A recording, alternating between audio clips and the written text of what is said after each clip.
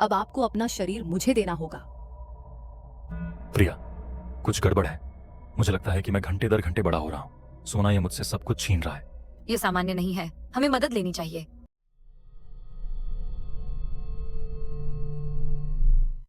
एक शांत शहर में कृतिक नाम का एक युवा जौहरी रहता था, जिसकी उम्र केवल 25 वर्ष थी।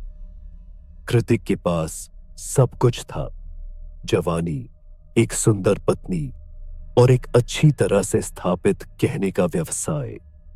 लेकिन एक चीज थी जो वह हमेशा किसी भी चीज से ज्यादा चाहते थे, सोना।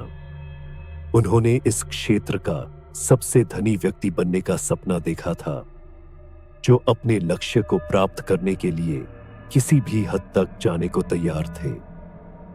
एक दुर्भाग्यपूर्ण रात जब शहर में सन्नाटा छा गया, तो एक रहस्यमय महिला कृतिक की दुकान पर पहुंची। उसकी सुंदरता वैसी थी जैसी उसने कभी नहीं देखी थी। उसके लंबे काले बाल एक काली नदी की तरह बहते थे। उसकी आंखें एक अलौकिक चमक से चमकती थी और उसकी त्वचा सोने की तरह चमकती थी। क्या मैं तुम्हारी मदद कर सकता हूँ देवी? मेरे पास तुम्हारे लिए कुछ है कृतिक, कुछ ऐसा जो आपके सभी सपनों को सच कर देगा। सोना एक छोटी सी कीमत के बदले में 100 रुपए। महिला ने उसे एक छोटा, खूबसूरती से तैयार किया गया सोने का कंगन दिया, जो नाजुक लेकिन धन के वादे के साथ भारी था। अपने लालच से प्रेरित होकर कृतिका मुश्किल से हिचकिचा। उसने उसे 100 रुपये दिए और कंगन ले लिया, इस बात से अनजान कि वह किस श्राप पर था। देखो प्रिया, यह असली सोना है। मुझे यह सिर्फ 100 रुपये में मिला। मैं और खरीद सकता हूं। हम गांव में सबसे अमीर होंगे। लेकिन कृतिक, ये कहां से आया? अजीब लगता है, एक महिला ने इसे आपको इतने कम में दिया। चिंता मत करो प्रिया, यह एक आशीर्वाद है। इस सोने के साथ हमारे पास वह सब कुछ होगा जो हम कभी चाहते थे। धन के प्रति कृतिक का जुनून बढ़ने लगा। वह सोने की पुकार को महसूस कर सकता था, जिससे वह उससे और अधिक खोजने का आग्रह कर रहा था। लेकिन उन्हें इस बात का अंदाजा नहीं था कि यह छोटा सा फैसला धीरे धीरे वह सब कुछ नष्ट कर देगा जो उन्हें प्रिय था। पिशाचिनी के साथ कृतिक की मुठभेड़ को 10 दिन बीत गए और हर रात वह अपना और सोना लेकर लौटती थी। लेकिन हर बार कृतिक के साथ कुछ अजीब हुआ। उनकी ऊर्जा समाप्त हो गई, उनकी त्वचा पीली पड़ गई और उन्हें एक गहरी थकान महसूस हुई जिसे वे समझा नहीं सके। एक रात जब पिशाचिनी फिर से दिखाई दी, तो हवा एक अघोषित तनाव के साथ घनी थी। मैंने तुम्हें वह दिया है जो तुम चाहते हो कृतिक, लेकिन मुझे बदले में आपसे कुछ चाहिए। आपने अपनी आत्मा सोने को दे दी है, अब आपको अपना शरीर मुझे देना होगा। कृतिक अपनी इच्छाओं के भार से अभिभूत होकर पिशाचिनी के आकर्षण के आगे झुक गया। इसके बाद जो हुआ वह एक भयावह मुठभेड़ थी, जिसने उनकी जीवन शक्ति को समाप्त कर दिया। अगली सुबह वह पहले से कहीं अधिक कमजोर महसूस करते हुए जागा।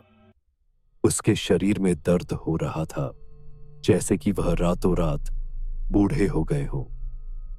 दिन ब दिन कृतिक अपने पूर्व स्वरूप की छाया बन गया।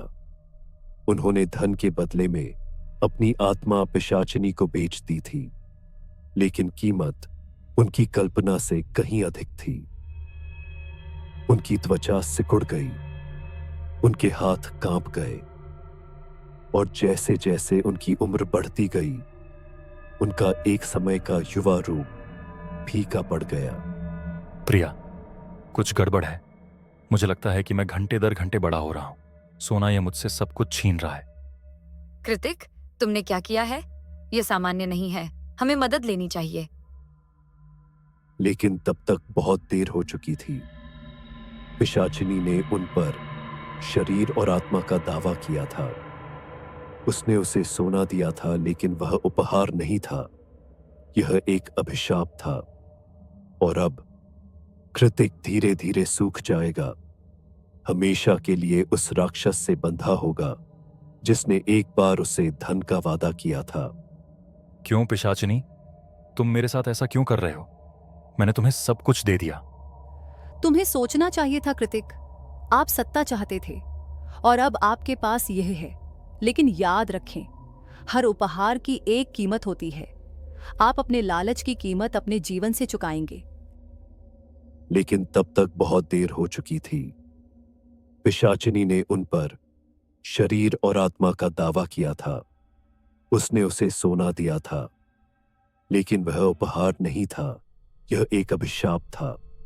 और अब कृतिक धीरे धीरे सूख जाएगा, हमेशा के लिए उस राक्षस से बंधा होगा जिसने एक बार उसे धन का वादा किया था। और इसलिए एक समय का महत्वाकांक्षी जौहरी कृतिक शून्य हो गया। उसका शरीर उस अभिशाप से भस्म हो गया जिसे उसने इतनी उत्सुकता से गले लगाया था। उसकी संपत्ति का अब कोई मतलब नहीं था। उसने अपनी आत्मा के लिए सब कुछ बेच दिया था। सावधान रहे, क्योंकि लालच और इच्छा आपको एक ऐसे रास्ते पर ले जा सकती है जहां से कोई वापसी नहीं है।